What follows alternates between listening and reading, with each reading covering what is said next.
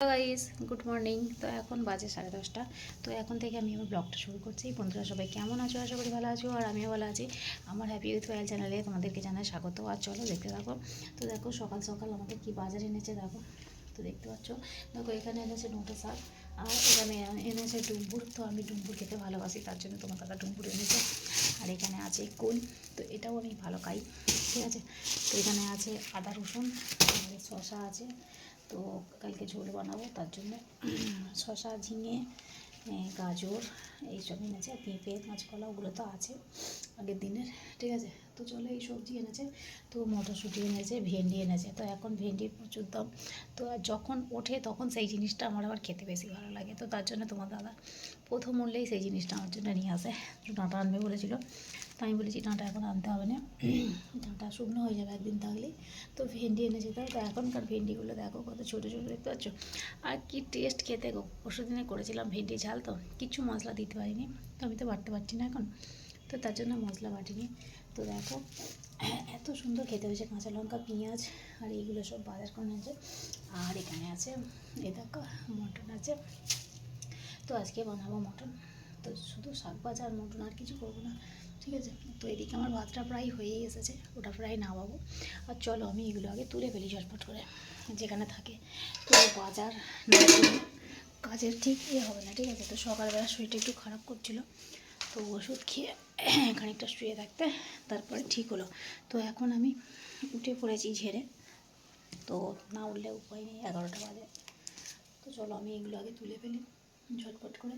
তো তারপরে এগুলো তুলে আর আমি আনাজগুলো কেটে ফেলি ঝটপট করে, ঠিক আছে। তো তোমরা কিন্তু দেখতে থাকো, আশা করি ব্লগটা ভালো লাগবে। তো লাইক কমেন্ট করে দেবে, সাবস্ক্রাইব করবে, আর আমার পাশে থাকবে। বন্ধুরা অনেকদিন পর ব্লগ দিচ্ছি, যদি ভালো লাগে তো লাইক করে দেবে, ঠিক আছে। তো চলো আমি প্রথমে এগুলো তুলে ফেলি ঝটপট করে। তো এখানে দেখা আগের দিনের সব রয়েছে, দেখতে পাচ্ছ। একদিন থাকলেই এরম হয়ে যাচ্ছে। ওকে বলেছি কম করে আনবে, তো চুপ ডাবড়ার মতন 4টিখানি করে নিয়ে আসবে, রাগ ধরে এই জন্য জানবো।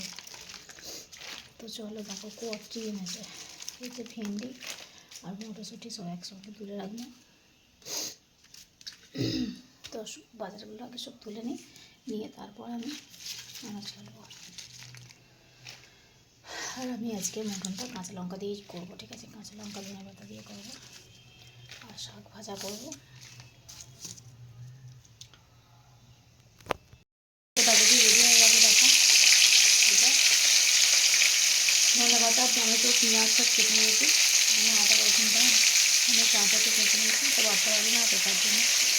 আর এদিকে দেখো আলুটা ভাজা হচ্ছে, চালটা ভাজবো আর মটনটা দেবো, দিয়ে ঝোল বানাবো, ঠিক আছে।